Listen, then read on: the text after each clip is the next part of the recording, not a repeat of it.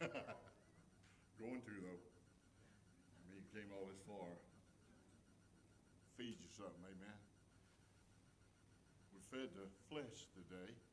Now it's time to feed the soul. Amen. Okay, I'll turn that on.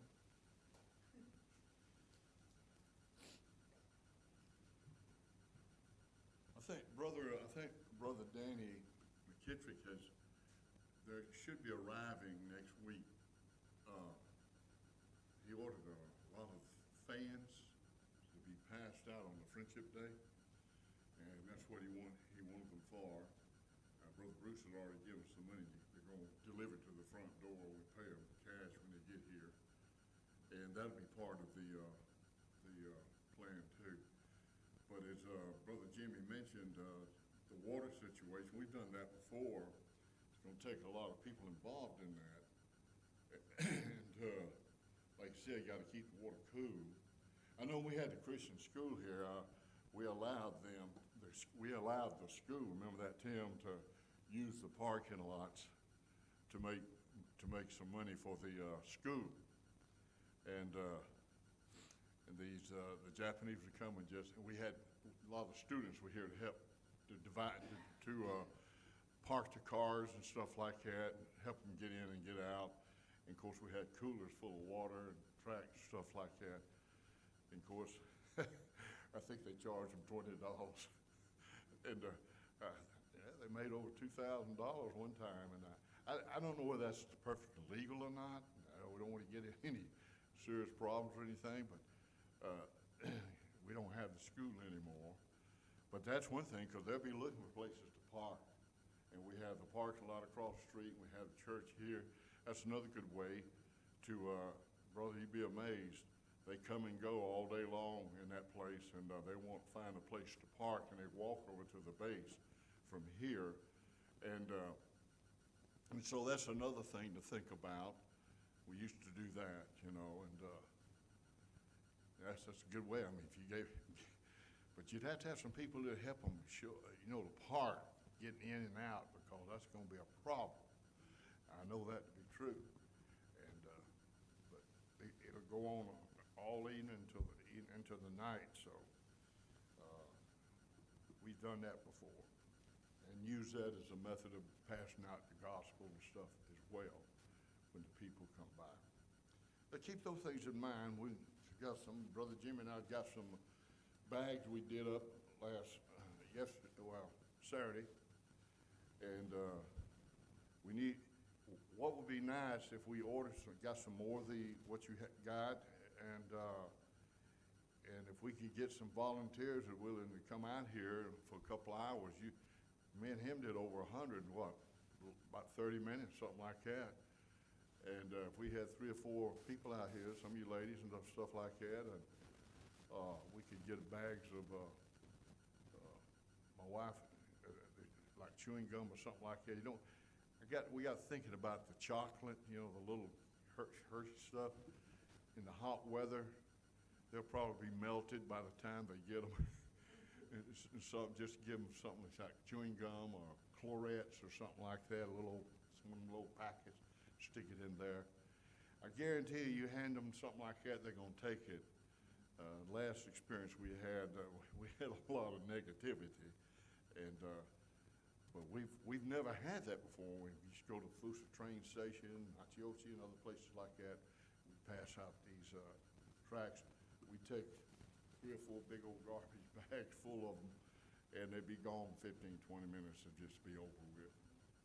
And sometimes the kids, the kids, have them around, pass them out. Boy, they'll take it from the kids in New York Minute much quicker than they will from you. And we saw that too. So these are things to think about. You want to try to evangelize amongst the Japanese people here, get the gospel to them. You never know. God says, my word will not return void. Amen? And we don't have to explain it. We just have to believe it and give it out. And I can stand up here tonight and give you story after story of witnessing to people and stuff like that. And Let me give you one. I was in a mission conference in Chesapeake, Virginia, many, many years ago. And while I was at Rota, Spain, we had our first vacation Bible school in '75. And we had over 400 kids. Can you imagine? 400 kids off the base in our church. We had every cubby hole in the church. We had a class here, class there, and all that stuff. I remember two young girls, the Ellenbergs. Remember the Ellenbergs, Barbara? Not Ellenberg. What was their name? Well, anyhow, I think it was Ellenberg. No, when that's somebody in the church, I'm like, oh, no. Okay. But these two young girls got saved. And through their information, I went and visited, knocked on the door of the family. And the father would come to the door with booze in his hand and a drink. What do you want? You know, he's really giving me, trying to intimidate me, you know. And I try to witness to him, get him to come to church. Well, years later, I'm talking about years later, I'm in Chesapeake, Virginia, in a mission conference, and there's this man sitting up in front of me. He's with the BBN Bible broadcast, you know, the network. He just kept staring at me. I just felt so uneasy. The guy just looking at me and grinning. I said, man, when we're in church, this ain't right. And so finally they called him up on the platform, and he stopped and says, hey, preacher, I know Brother Parrot is wondering why I'm staring at him. And I looked at him and I said, yeah, I am. He says, you don't remember me, Brother Parrot, but I sure remember you. He said, my two daughters were saved at his vacation Bible school. And said he'd come by my house and try to witness to me and my wife, and we treated him so mean. He says, but Brother Parrot, I want you to know, my two daughters getting saved at your vacation Bible school is why I'm saved today. And he's working with the BBN Christian Network. And so you never know, you just never know what the results of witnessing and passing out tracts or just giving someone a witness. And I can name you a lot of other stories, but that's not part of the message tonight. So let's turn to 2 Corinthians chapter 12. 2 Corinthians chapter 12 in our Bibles. And I'll read, start in verse 7. I want you to follow with me. Paul, this is talking about the Apostle Paul in the Bible. This is what Paul is saying in verse 7. Unless I should be exalted above measure through the abundance of the revelations. You got to realize Paul was a new era when God saved him, and God gave revelation to the Apostle Paul that other apostles and disciples didn't have, but Paul was given a lot of them, and he is talking about lest I should be exalted above measure through the abundance of revelation. There was given to me a thorn in the flesh. You see that? A thorn in the flesh. The message, and by the way, a thorn in the flesh, comma. The next phrase there tells you what that thorn was. A lot of people trying to figure, well, Paul's thorn in the flesh was his blindness. He couldn't hardly see. His speech was not that great. He was little in stature. He'd been beaten so many times. He drift in, drift out, and all that kind of stuff. I even had a homosexual fellow tell me that was Paul's thorn in the flesh. Oh, I wanted to eat that guy up and spit him out. I said, how dare you sit there and say something like that about the Apostle Paul, buddy? I said, that wasn't his thorn in the flesh. Maybe yours, but it sure wasn't his. And so, but it was a messenger of Satan. For what? Huh? To buffet me. Woo. Lest I should be exalted above measure. For this thing I besought the Lord thrice, 3 times, that it might depart from me. And he said unto me, my grace is sufficient for thee, for my strength is made perfect in weakness. Most gladly, therefore, will I rather glory in my infirmities, that the power of Christ may rest upon me. Therefore, because of this, Paul said, I take pleasure in infirmities, in reproaches, in necessities, in persecutions, in distress for Christ's sake. For when I am weak, then am I strong. Got that? When I'm weak, then I am strong. Everyone listening to my voice tonight probably can relate to what I'm talking about here. All of us have had some things to go sour in our life, right? Probably have. Just did not seem to go the way you wanted them to. When it seemed that all was well on the home front or in life, something comes crashing down and almost blows you out of the water. And we seem to get one loose end in one hand and another one in the other hand, and then we try to put them together and they just don't fit. You ever been there?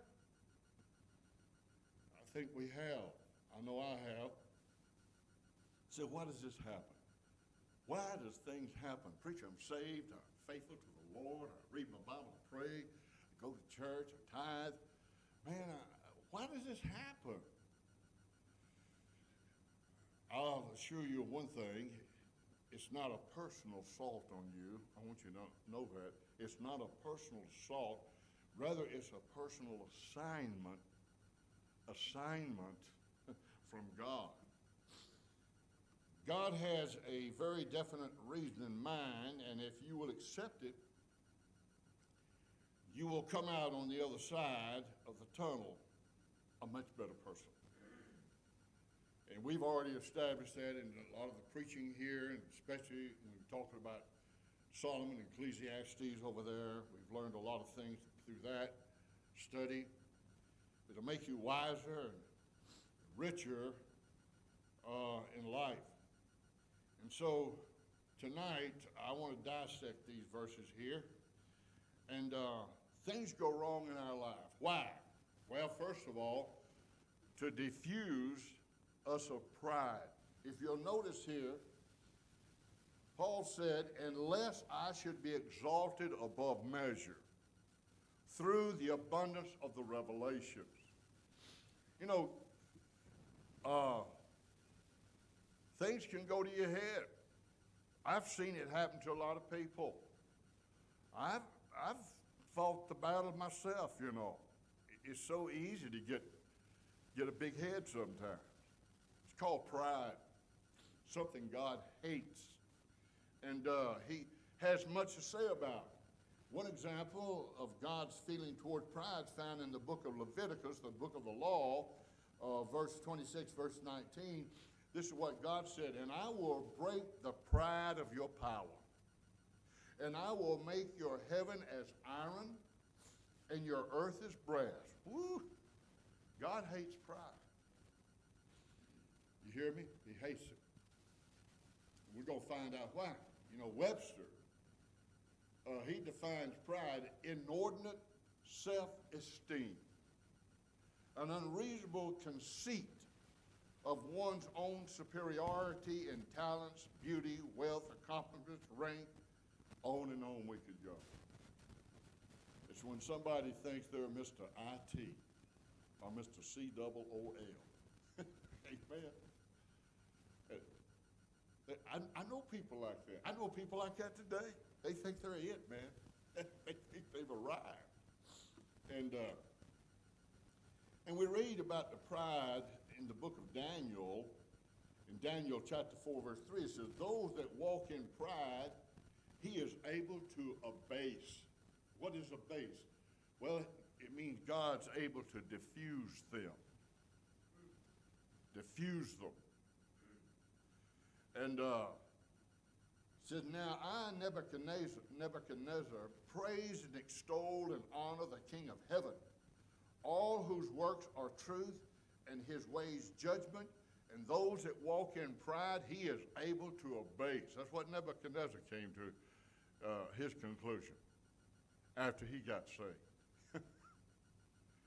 You see, Paul is teaching us that if God had not diffused him of his pride, then he would have been exalted above measure. Now think about this.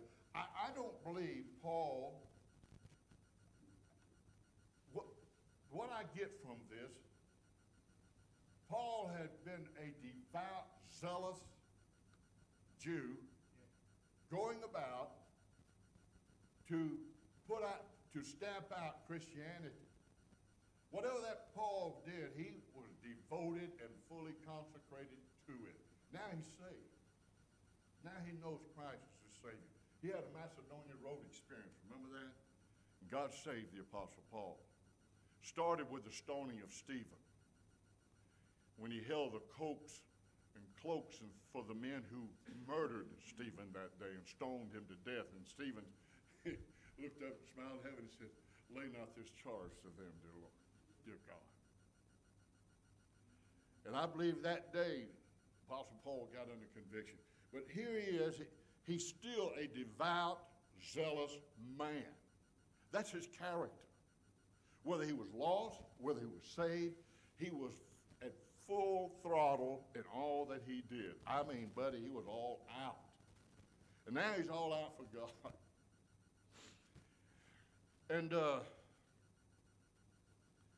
I believe everything he did, or everything he said from now on, he wanted it to glorify God.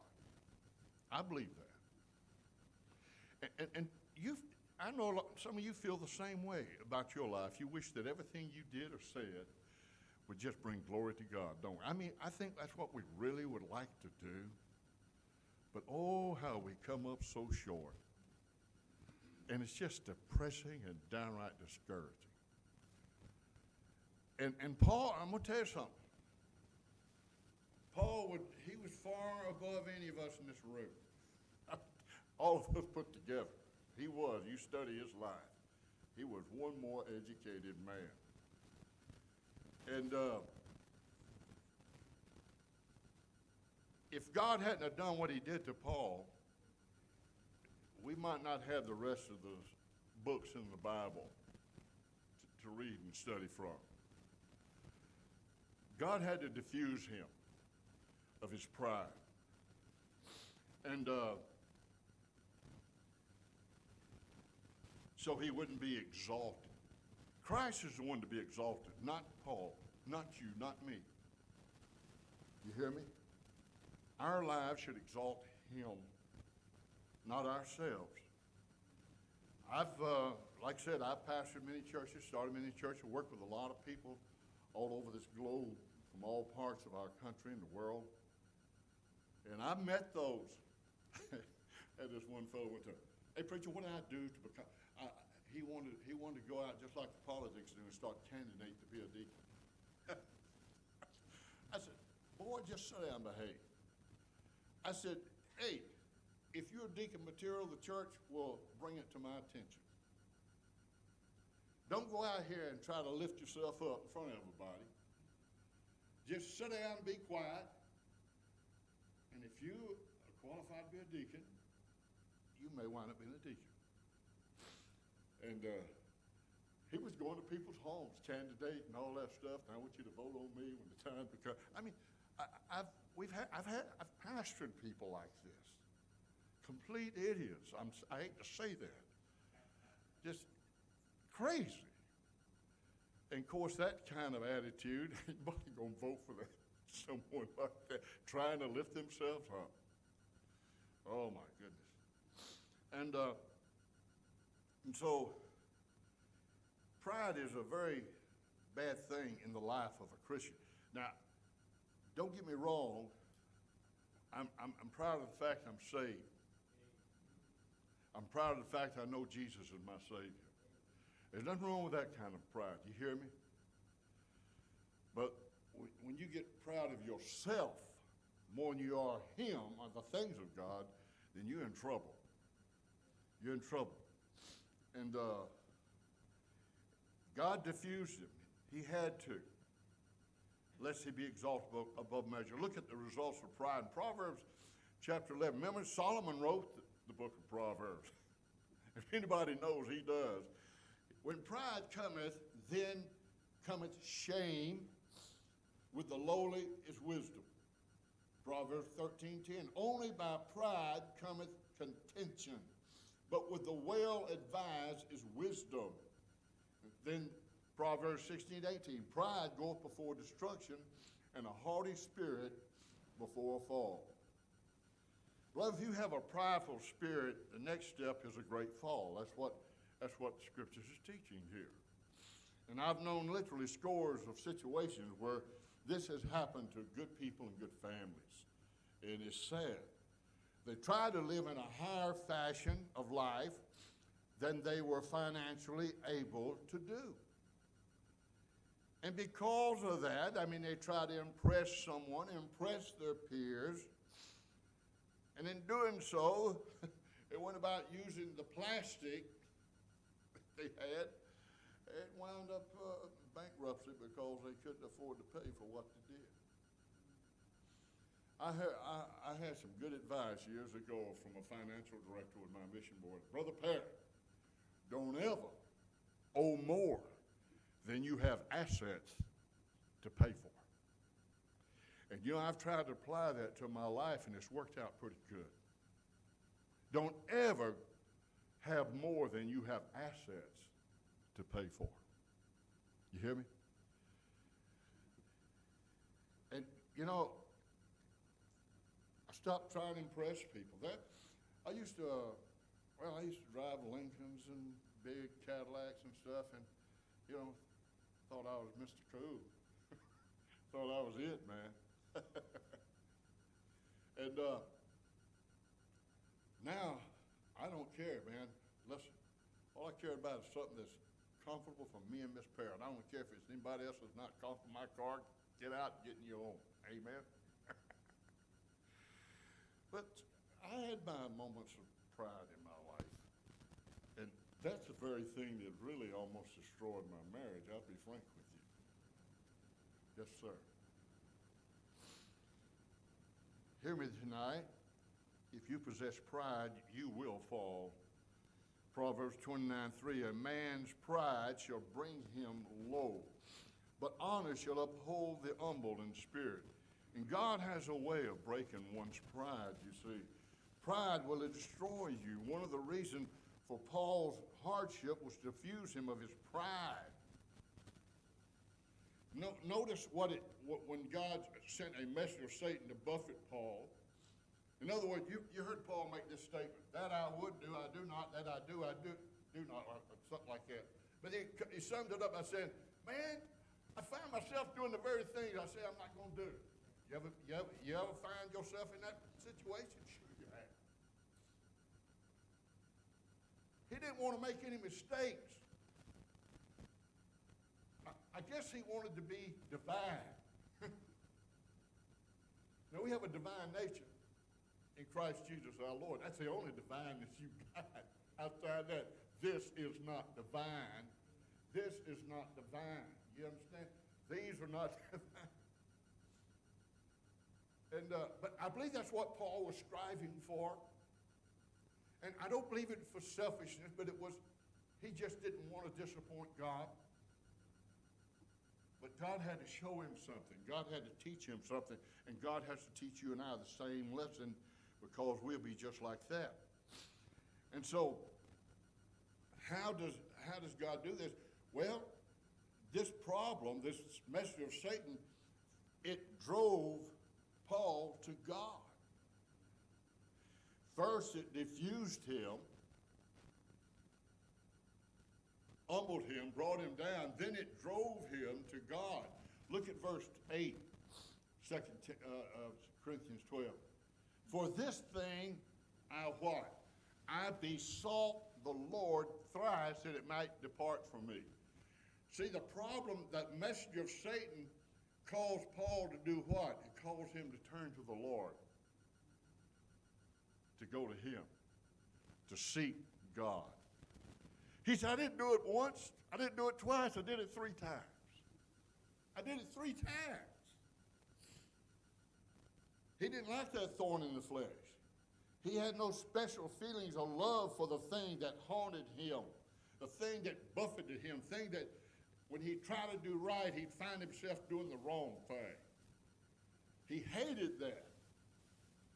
And I'll be honest with you, I can relate to some of what he said here because I found myself doing the same thing. Well, I hate it, man. I try so hard to do right, be right, and then all of a sudden, man, in spite of it all, doggone it, I find myself in the hog pen.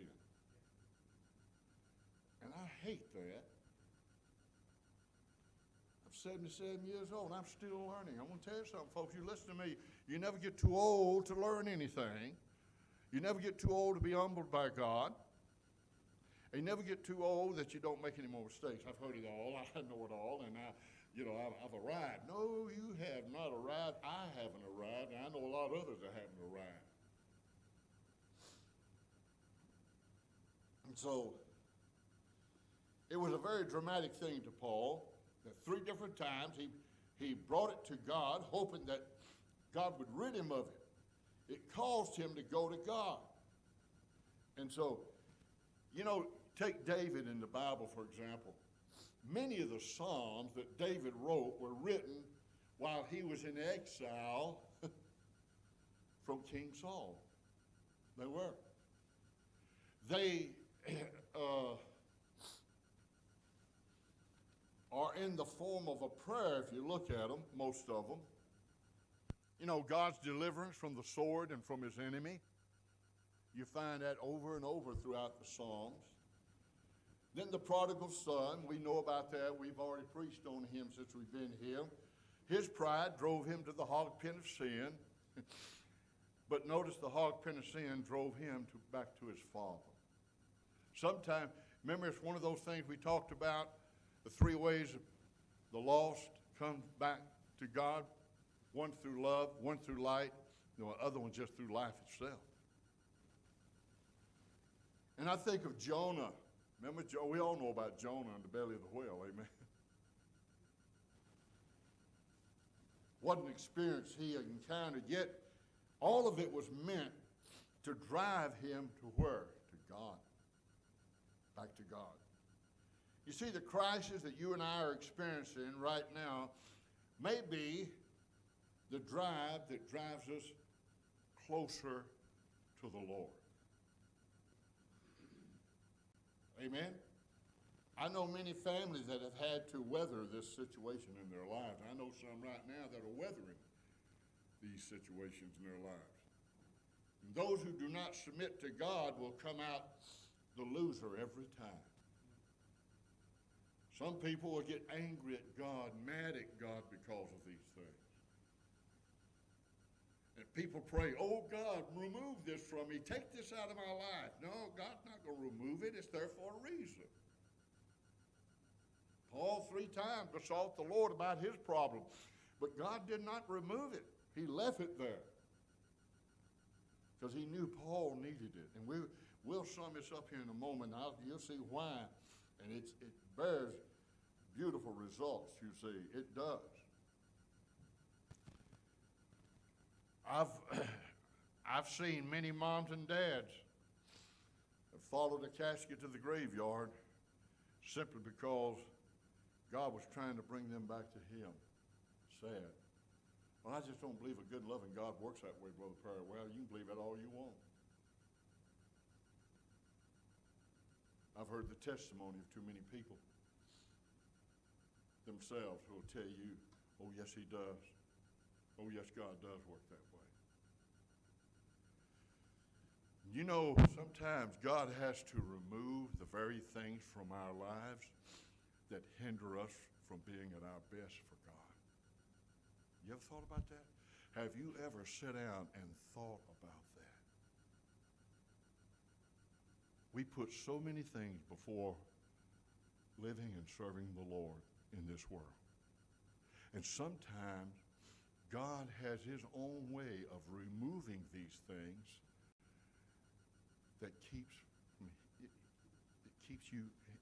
you from living for him like you should. And you really need to sit down and think about these things.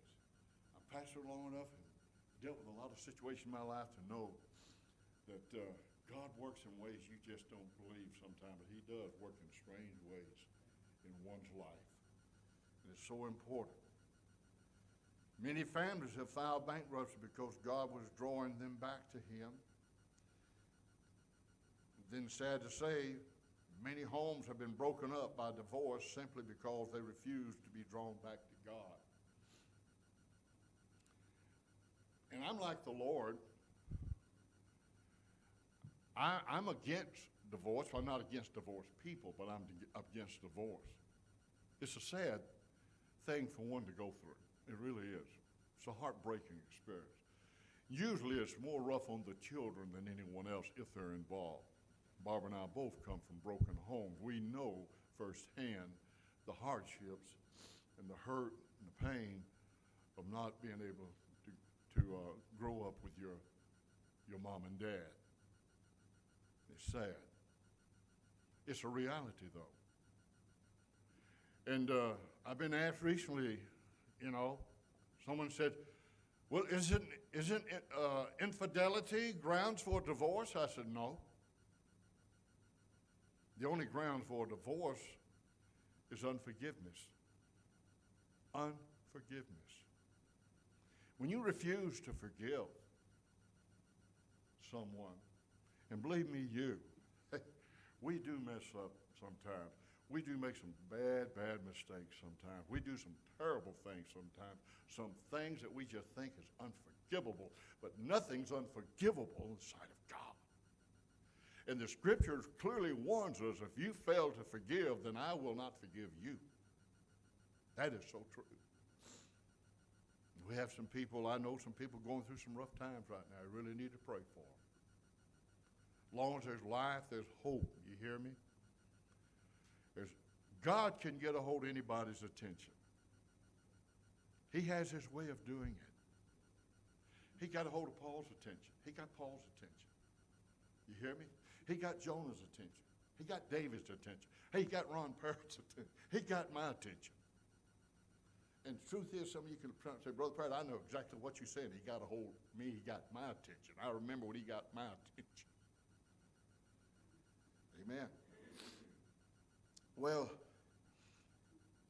James 4:8 says, draw nigh to God, and he will draw nigh to you. Cleanse your hands, ye sinners, and purify your hearts, ye double-minded. And this verse has a very simple way of escape for those who are experiencing those hardships. Draw nigh to God. It's that simple. Draw nigh to God. And that's his purpose, amen, in allowing the things to happen in the first place. I think of my brother Buddy. You've heard me tell the story about my older brother getting saved. When he came down with cancer and almost died, and he got saved in the hospital, and because of that, many of my family got saved, my mother and all them. Amen. God has a way of getting people's attention. Sure does. One of those families is a missionary themselves today on the mission field. Yeah, I just left them over in Spain. They're over in Morón, Spain. And it's my half-sister and brother-in-law. And then another reason God brought this thorn in Paul's life was to display his grace. His grace. Look back at verse 9, 2 Corinthians 12. He said unto Paul, God said unto me, my grace is sufficient for thee. Sufficient means that's enough. It's adequate. He is qualified. Grace possesses adequate abilities to form what is needed. And when grace is needed, grace is there. If you have God's grace, according to the Bible, you need nothing else, because he said it's sufficient. It is sufficient. His grace is sufficient for salvation, thank God. His grace is sufficient for sanctification, growing in the grace of knowledge of the Lord, amen. His grace is sufficient for glorification. And that song, Grace that is greater than all my sin, I love that song. No matter how great the storm, his grace is sufficient. No matter how deep the valley, his grace is sufficient. No matter how sharp the pain is, his grace is sufficient. And no matter how high the mountains are, his grace is sufficient. No matter how sick a loved one may be, his grace is sufficient. And no matter how large the debt may seem, his grace is sufficient. And that brings up another song, Wonderful Grace of Jesus. That's another beautiful song I love. Amen. Oh, the wonderful grace of Jesus that what? Reaches me and reaches you. And that very moment, that very thing that you are experiencing this very moment may be so that God can display his grace in your behalf. And then lastly, he brought this thorn into Paul's life to display God's strength. Look what it says here. Well, it's the fourth one. Verse 9 and 10. He said unto me, my grace is sufficient for thee. My strength is made perfect in weakness. Most gladly, therefore, will I rather glory in my infirmities, that the power of Christ may rest upon me. You see, here's the key, folks. You ain't got to serve God in your strength. You can't. You can't. God says, my strength. Get that? My strength. What I do in the strength of God. You hear me? You know how simple it is to be what I am and do what I do? Because it's all him. He's who does the calling. He does the qualifying. He does the supplying. He does the sending. He gives the grace. Amen. He gives the strength. He gives the power. He gives the word. You see how simple it is to live for God and serve him? I'm glad I didn't have to write a Bible to do what I'm doing. I'm glad I didn't have to take a Charles Atlas course to do what I'm doing. God knows what he's doing, folks. Paul had to learn that he could not serve the Lord in his earthly strength, but he had to serve the Lord in God's strength. And that's what made the Apostle Paul, that was a big turning point in his life. That's why he wound up being the man of God that he was. Because from here on, he walked in the strength of God, not his own. No, sir. See, through Christ, you and I can have the victory. And through the strength of Christ, you and I can defeat the enemy. You don't have to be defeated in every little thing that the devil tosses your way. Paul said, look what he said, I take pleasure in infirmities. Amen? The necessities, the persecutions, the distresses, they are for me, for Christ's sake. That's what he said. For Christ's sake. Only display to me how God's strength is all that I need. Amen. And lastly is to direct us to God's will. 1 Corinthians, look at verse 10, 2 Corinthians 12:10. Therefore, Paul says, I take pleasure in infirmity. I take pleasures in reproaches. I take pleasure in necessities. I take pleasure in persecutions. I take pleasure in distresses. For Christ's sake, he takes pleasure in these things. For when I am weak, then I am strong. Paul realized that in his flesh dwelt no good thing. Paul realized that in his own strength and power, he'd be nothing but a failure. Because hey, when you try to do it in your own power, that's pride stepping in the way. And remember what we said about pride? Where does it lead you? It leads you to shame, a disgrace, and to a fall. Amen. He did it for Christ's sake. And the question tonight, are you and I willing to do what is necessary for Christ's sake? Are we willing to be anything and all things for Christ's sake? And Paul is teaching you and I that the infirmities, the reproaches, the necessities, the persecutions, the distresses, all of them are for what? Christ's sake. And when that attitude prevails in your life, then you will be able to do the will of God, the work of God. That's so important. And so, my friend, if you're not letting him use you, reaching others with the gospel, then his will that you surrender to that, you surrender that purpose. And so, anyhow, that's one reason why Paul's life from then on was centered around reaching the lost and reaching his own people. Remember, the Bible says he wept 3.5 years for his own kinsmen, brethren get saved, Jews. What is it today that you need to do to be in the will of God? What is it? What's hindering you? What's holding you back? And of course, first time we get something to hinder us, first thing we want to do is have it removed, get it out of the way so we can move on. I can't do anything like this. I can't do anything like this. I can't go anywhere like this. And that's what we convince ourselves. But God, you got to see what God's doing in your life, how he's working in your life and my life. And these things, as I said in the very beginning, these things are really a personal assignment from God to make you what he wants you to be, not what you want to be, what he wants you to be. Amen? Let's bow our heads.